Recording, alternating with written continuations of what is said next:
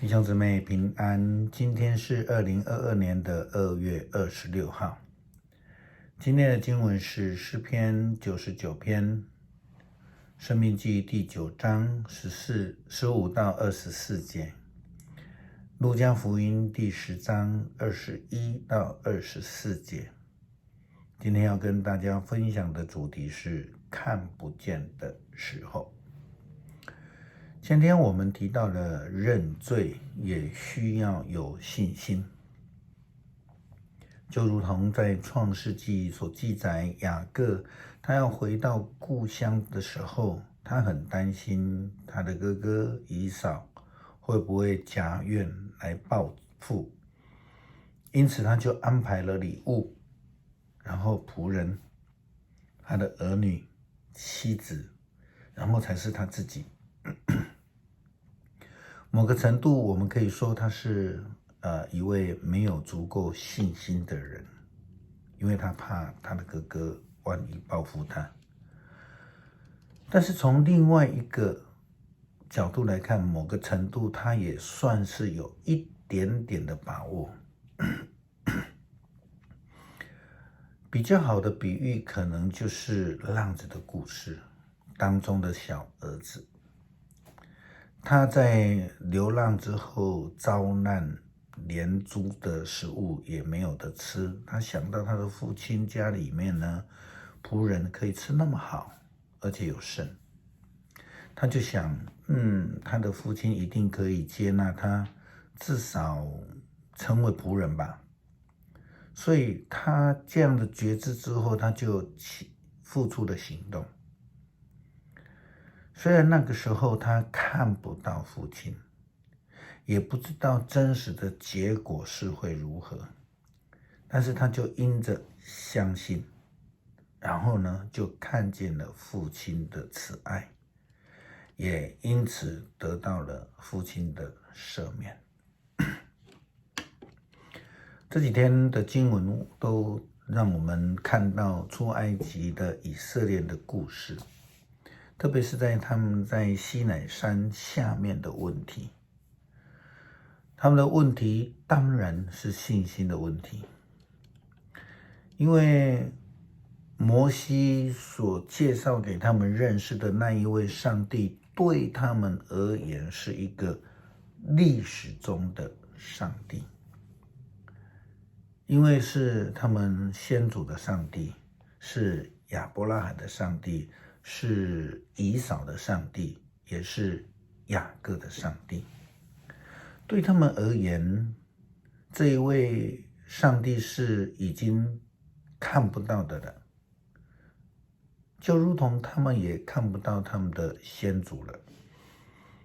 然后这一位介绍他们这一位看不到的上帝的领导者，后来也不见了，因为摩西离开了以色列人，到了那一座布满云彩、雷电交加狂作的这个山上，40日夜全无音讯。他们看不到，他们所看到的是云彩满满的，雷电遮住的山，四周全部是旷野，看起来都是没有盼望的。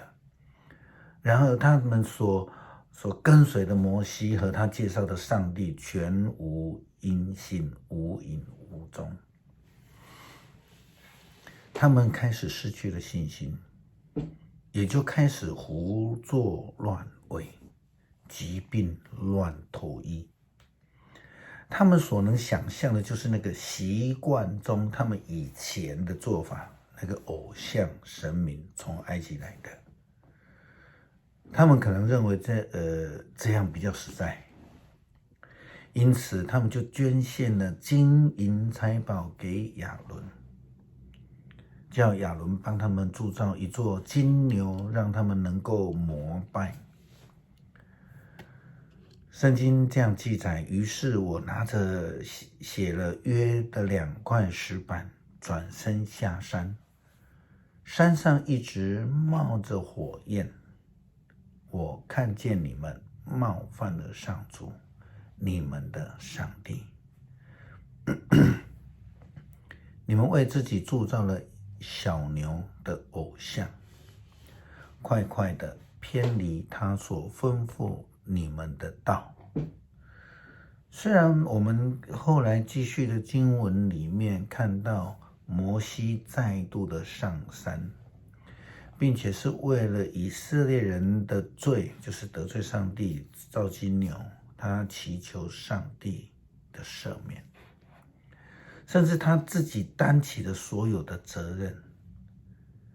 但是呢，以色列人仍然没有信心。摩西说，上主命令你们就是说在加底斯巴尼亚的时候，命令你们上去攻占上帝要赐给你们那一块土地，你们竟然背叛他，不信靠他，不听从他。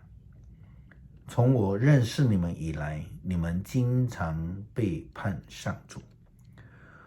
摩西非常的特别的强调，他为了再度上山的这个40天呢，他禁食，没有吃也没有喝，为了就是要祈求上帝的赦免，领受上帝的诫命，还有救恩。但是这一群没有信心的以色列人仍然继续离开上帝的道路，得罪上帝。天韵诗班非常早期有一首诗歌，曲名是《看不见的时候》。歌词这样写道：看不见的时候，主向我要信心；暴风雨的夜里，主向我要歌声。看不见的时候能够坚定，能够赞美，那才是圣经里所说的信心。那些隐藏的事，上帝向有信心的人启示并显现出来。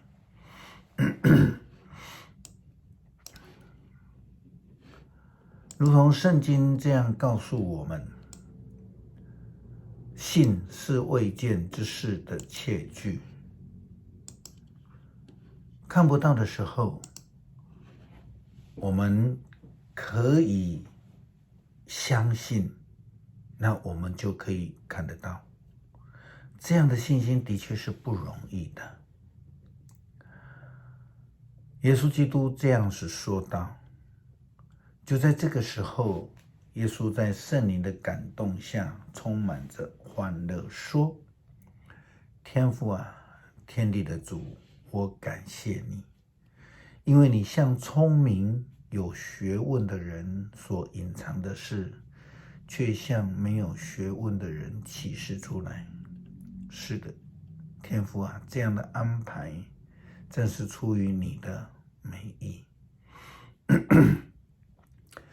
根据圣经告诉我们，敬畏耶和华是智慧的开端。这样的人是耶稣基督所说的有智慧、有学问的人。那这样的人其实虽然是看不到上帝，但是却仍然能够信心坚定，因此就能够有正确的判断，领受上帝的救恩，见到耶稣是基督的事实。耶稣又说：我父亲已经将一切都交托给我了。除了父亲，没有人知道儿子是谁，除了儿子和儿子所愿意启示的人，也没有人知道父亲是谁。于是耶稣基督转身过来，悄悄地对门徒说：你们能够看见这一切是多么的幸福。因为呢，我告诉你们，有许多先知和以前的君王，他们很想看到你们所看见的，却没有看见；想听见你们所听见，却没有办法听到。是的，能够领受救恩是多么幸福的一件事情。很久以前有个综艺节目，在节目开始的时候呢，都会问说幸福吗？然后当中就有人会回答说很美满。